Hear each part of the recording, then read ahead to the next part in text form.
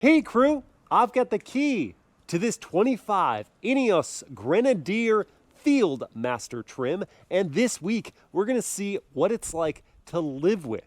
Starting with the spacing in my driveway, which is 16 feet wide by 19.5 feet long. I've got the Grenadier parked just about an inch or so from the edge, sitting next to a new Subaru Ascent that my wife is reviewing. If you want to check out her content, it's at Mobile Mama on TikTok, Instagram, and YouTube.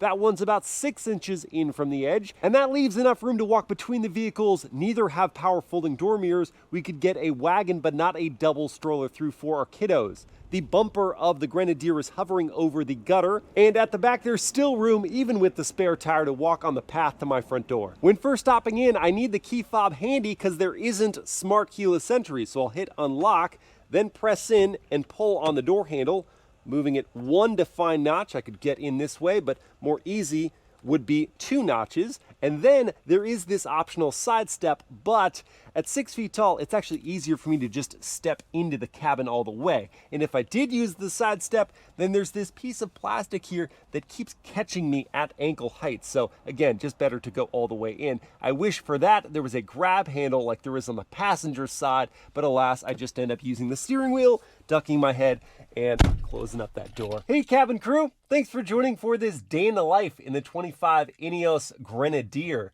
In this video, I want to see what it's like to live with primarily on-road, a vehicle that is designed to spend a lot of time off-road. So let's fire it up, which means I need the key fob again to deploy the actual key, put it in the ignition, and crank it on.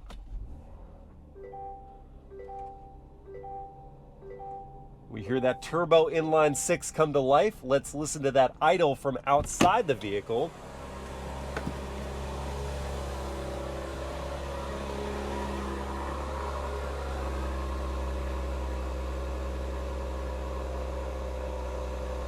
It's a nice rumble from the B58 on startup, not aggressive, such that your neighbors would complain if you're leaving early in the morning having this vehicle idle. Of course, without remote start, it wouldn't be idling for very long anyway before you hit the road. But before I do that, I want to show you where I would place the items I bring with me every day. Like my iPhone 15 Pro, which doesn't really have a great spot. I just put it in the cup holders because this place is best for sunglasses, and the console, which does have 2 USB ports, is occupied by my race box, a wallet, Ray-Ban Meta sunglass case, and granola bar. So the phone either just goes here, or I could stick it in the door pocket, but that could easily come out. I do have space for my mega-sized 40-ounce metal water bottle in the door pocket. I was impressed with that. And then I put my GoPro accessory case in the passenger door cubby. So the storage space is reasonable. I just wish there was a better spot for my phone. Now throwing on my belt, releasing the mechanical handbrake, pulling the BMW style gear selector back into drive, and rolling forward here. I'm gonna dip down partially on those curb ramps, check my side, and then turn the wheel, and oh my gosh, just barely make it past my neighbor's basketball hoops and Volkswagen on my way out.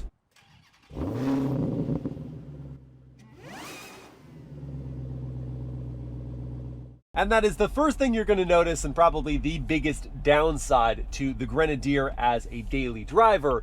The recirculating ball steering results in a terrible turning circle. And also it means that when you do turn the wheel, unlike a rack and pinion system, it's not just going to come back naturally. It's going to take those wheels in that direction. You have to pull the wheel back yourself. And coming from someone with an 80 series Land Cruiser, I'm already used to those things. But if you've never experienced that, it will take some adjustment. Beyond the broader turning circle and the extra effort you have to put into steering the Grenadier, this vehicle is actually surprisingly livable as an around-towner. For one, the rugged ladder frame chassis is highly compliant for what it is, and the suspension obviously has been developed to compensate for that, and also having the thick tire sidewall of the all-terrains helps cushion you from the blows. But I've really just been impressed with things that I thought would punish me and just don't seem to do so. And despite the basic adjustments of this manually tilting and telescoping steering wheel and the manually adjusting seats, I've still found a comfortable position with loads of headroom above, in addition to these very cool safari style windows on this Fieldmaster trim. I do wish the seats had lumbar, but the basic lumbar you get is still solid enough. The only problem with the driving position is that I actually have to duck my head for certain stoplights to see, because this windshield comes down low with the sun visor right there. In terms of drivability, this B58 powertrain pulled from BMW, a turbocharged inline-6, is just a terrific pairing for this car. It comes with that 8-speed automatic as well. They actually reduced the horsepower in the Grenadier, but increased the torque, and so it feels very peppy between the stoplights while not sacrificing the mid-range all that much. The brake pedal tuning is excellent, smoothly come up to a stoplight, and there isn't an auto hold function, but you do have a start-stop system that you can easily turn on and off with this giant physical button. That is alongside all the other giant physical controls, which are very satisfying to use and incredibly intuitive. We even have more up here, primarily for off-roading. We'll get to that later. And even though you have to do without a gauge cluster, the only thing that shows up here are alerts and warnings for things. You do get this vivid 12.3-inch screen with your speedo in the upper left-hand corner, kind of like a Tesla, and you can touch the screen for infotainment stuff or use this BMW iDrive style controller down here with some hotkeys. So you aren't completely locked out of technology in the Grenadier. But here's the real question. If you haven't had your coffee for the day, like me, can you find some excitement with a real-world 0 to 60 test? I'm going to find out. I've got my race box set up here to record, and there isn't really a drive mode for sport. You have an off-road mode, but that won't help here. So I'm going to move the gear selector over into sport, then hold my foot on the brake, pin the throttle, build up some revs, and let it go. Hear that turbo inline-6. And we've arrived at 60 in 8.23 seconds. All right, that's fine. In other words, I'm still gonna need that coffee. So I'm stopping in here at Moon Goat Roasters. That is after I park this bad boy, so I think I'll back into this spot right here. It's not terribly wide, but as we saw from my driveway, neither is the Grenadier. Going into reverse brings up a kind of low-res backup camera off to the right-hand side.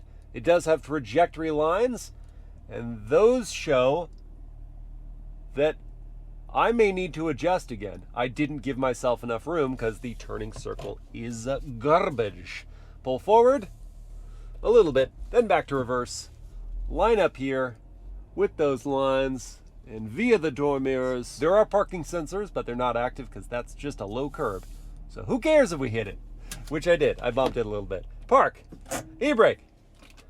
Off to coffee. That is genuinely delicious, decaffeinated coffee. And that's not an oxymoron, in fact. It's just hard to find.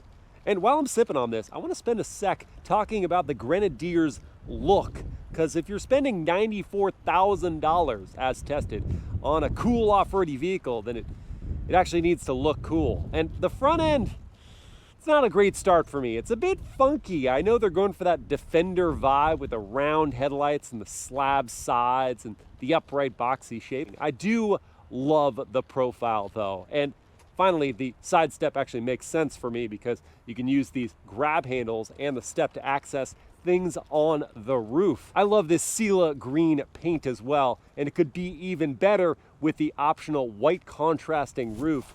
Now as I venture into this bush, just to get a view of the back end. Spare tire, excellent. Ladder, very cool. Rounded LED taillights, again, very Defender-esque, all good. And I like this detail, the split of Union Jack and German flag.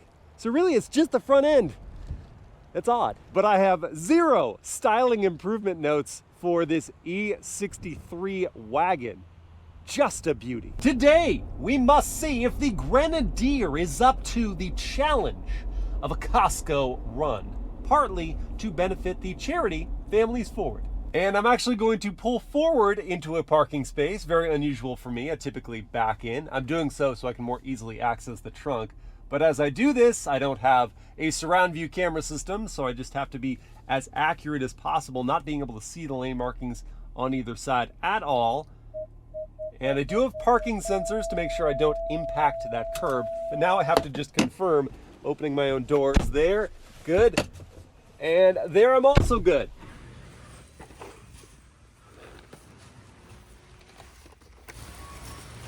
This cart is stacked for a good cause. And how is it gonna fit in the back of the Grenadier? It does have this split opening tailgate, first the left, and then the right, revealing a giant cargo area. As I'm layering stuff in here, I like that I can stack the items up high and still not go above the rear headrest, maintaining that rearward visibility.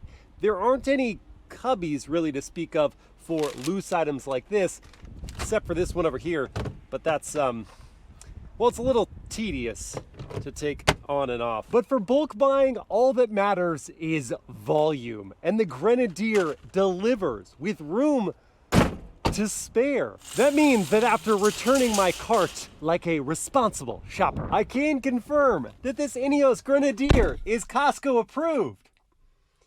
And I'm warm. Now it's time to get that green paint job a little dirty. So in preparation for that, I get to use some of the controls here on the roof. So excited.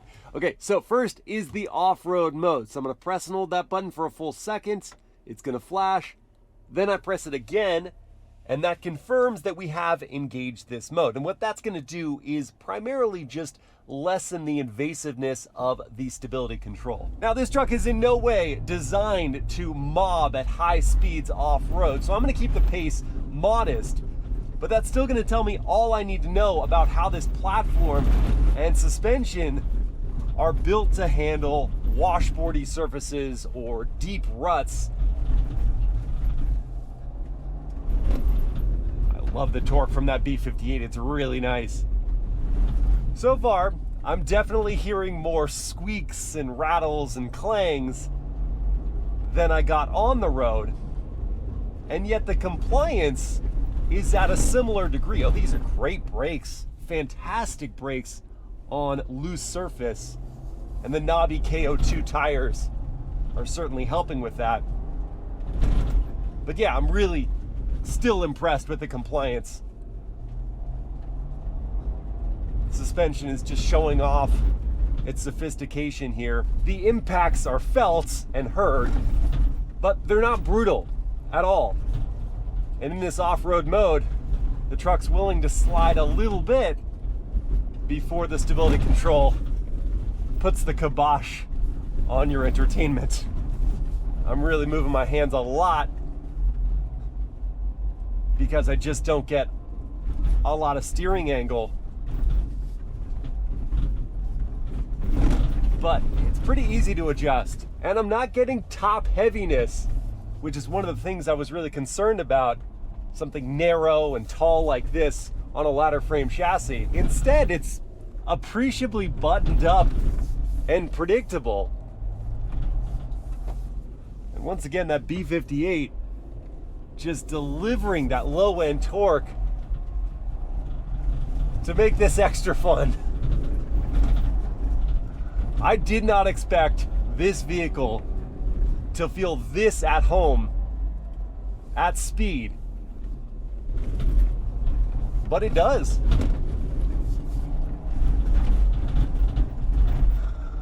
Okay, we should probably move on to what it was actually built to do, which is articulate slowly. Okay, things are starting to get steeper and more technical. I'm feeling slip, and so I want to move into four-wheel drive low. So with this gear selector in neutral, I'm going to pull up on the transfer case collar, and taking my foot off the brake, I'm going to roll a little bit to get into 4 low, and then I'm going to move this over to lock up the center differential so it's off to the right and up, and clicked over means we are good, and it's indicated there.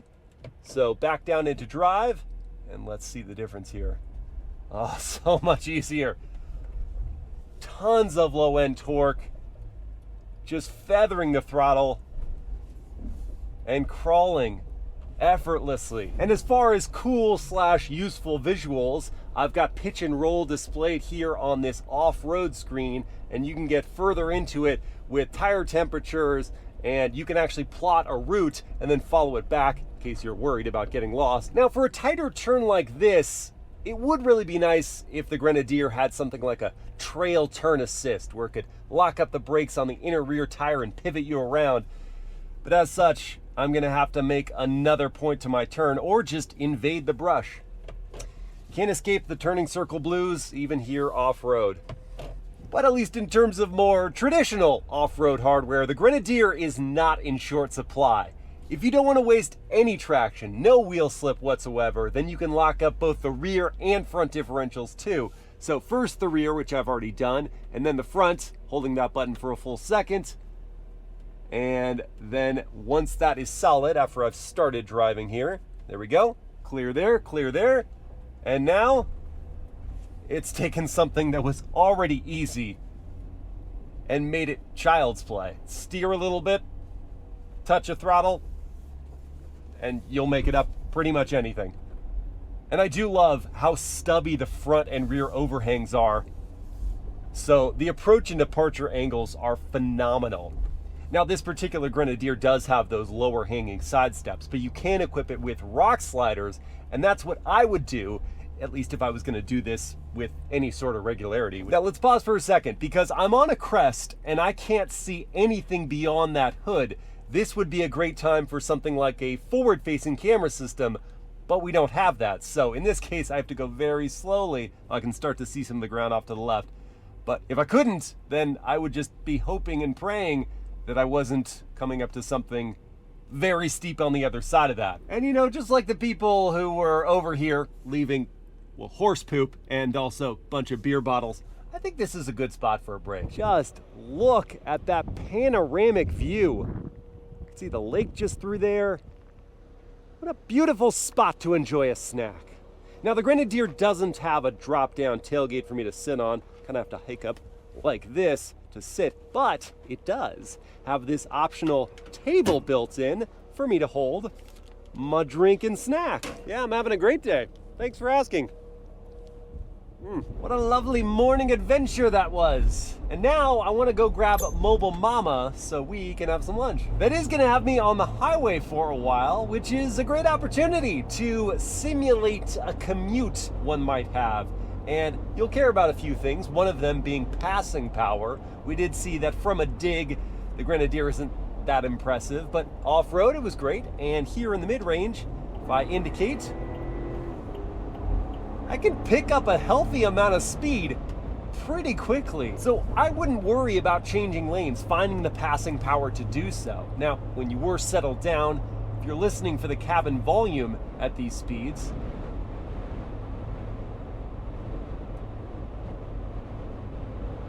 you are going to hear a fair amount of wind noise and some tire hum and some outside traffic.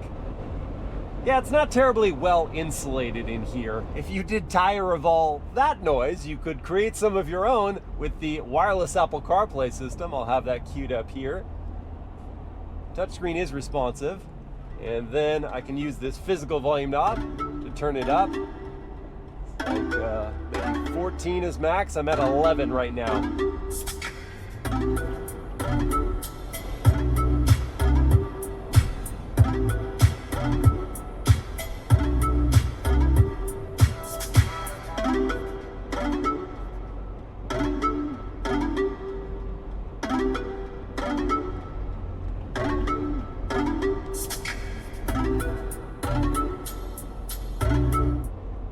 Better than expected. Now, don't come here looking for ultra high fidelity. You will need an aftermarket sound system if that's your goal. But for what I think is just 4 speakers, 1 in each door, and what is clearly a subwoofer pumping some good bass in the background, it blocked out all the outside noise. As far as driving assistance features to make the commute a little easier, you don't have much. You've got a basic cruise control system. You do have a lane departure warning system, just to tell you you're doing something wrong, but that's about it. There also isn't any sort of blind spot monitoring system, so You are going to have to double check with your own eyes to make sure you're clear. Thankfully, the visibility isn't terrible, although the view straight out the back is obstructed by the way the split tailgate works and how high up the spare tire comes. Welcome, mobile mama. Today I'm the happier camper. Oh, I see that. To the Ineos. Did you toot? No. No? Did you? Well, I did. The horn is the cute, like, what is going on? It's like such a friendly horn. It's so great, and I can't help but using it and making dad jokes about it. This is the first vehicle I've ever been in with a toot button. So I will use it. Okay, that makes sense. Anyway, welcome to the Grenadier, and the toot is one of the funniest parts about it. How do you say the beginning part? Ineos. No, I guess it's Ineos. Ineos. Welcome to, that ruined everything for me. I didn't want to do this video Sorry, anymore. I Let's don't go. know. I'm out of here. Oh, what? I'm just kidding. Get your seatbelt. What do you think about the interior? Because you have spent a little bit of time in the vehicle at this point. Barely. I drove it to my workout and I was shocked. Like usually we get in vehicles and I'm like, oh, it's easy, no big deal. Like I can figure out a vehicle. This one I was like, what's going on? This feels strange. Oh, okay. Well, the steering. The steering. The steering feels. I thought you were talking about the features. No, I'm like, everything is so intuitive. No, this is great. This is Look at the just heated very, seat like, button. Yeah. Giant. This is Very just clear what it is. tactical, like easy to use, you Wonderful. know, all the things that you want. No, it's terrific. I love that. It doesn't have like, lots of creature comforts. Beyond the heated seats, you don't get a heated steering wheel. Well, or that's what the owner said. seat or ventilation The CEO said that all the other vehicles were too luxurious. Yeah. Oh, So, it's clear that the it's goal pared is down. Yeah, Yeah. its goal is to make it just focused on its mission. Honestly, I think this is cool. I think all the buttons and the It looks switches. cool, and, yeah. Like this is so satisfying to do. I absolutely love these windows. This is so fun. The Safari windows. Yes, but the problem is that you don't have a shade.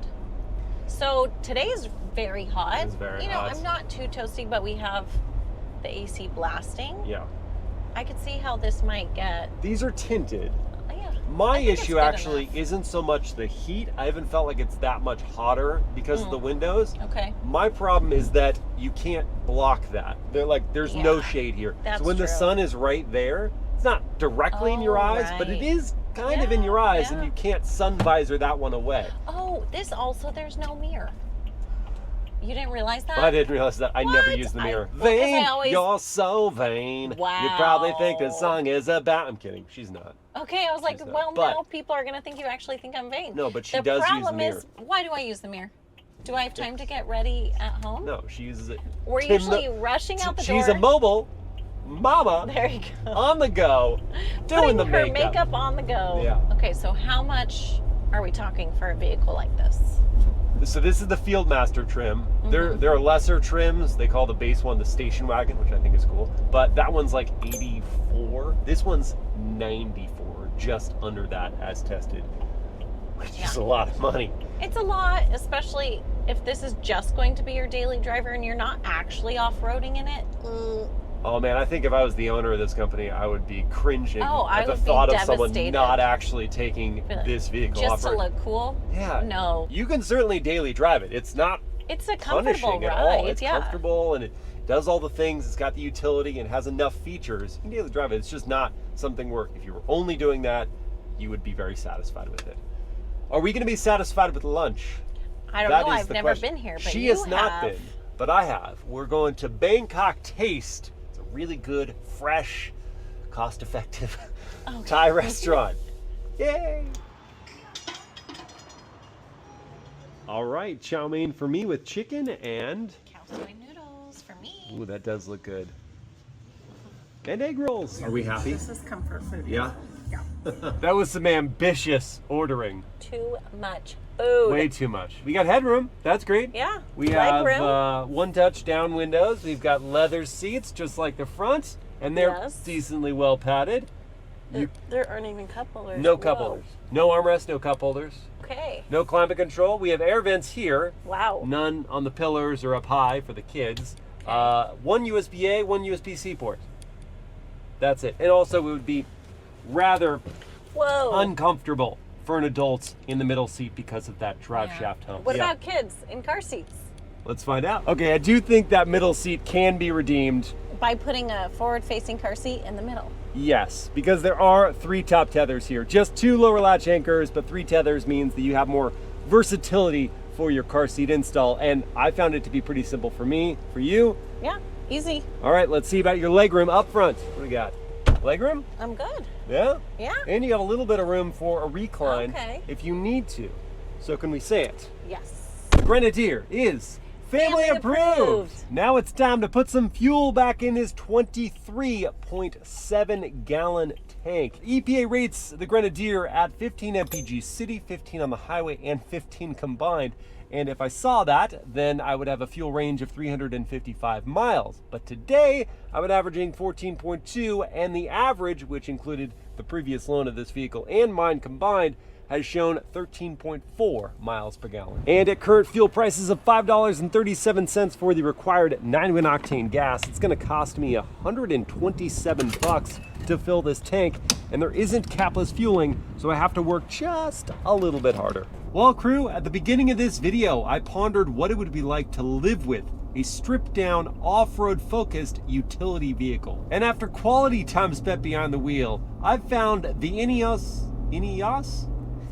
Grenadier to be an acceptable daily driver, provided you plan to use it off-road regularly. Living without creature comforts like vented seats, rear cup holders, and keyless entry and ignition is a big ask for $94,000 as tested. It's not completely Spartan in here with seat heating and wireless CarPlay, but you really got a vibe with the off-road retro cool styling. But if the price isn't the issue, then the extra effort needed to monitor the steering and the extra space needed to complete turns are the biggest drawbacks for this as a daily driver. The ride is remarkably compliant both on and off-road. The seats are comfortable, and the B58 is plenty peppy both around town and on the highway. But the real aha moment comes when you venture off-road to appreciate its capability. And if you do that often enough, then the Grenadier might be right for you. I hope you guys have enjoyed this day in the life, and I'll see you again next time.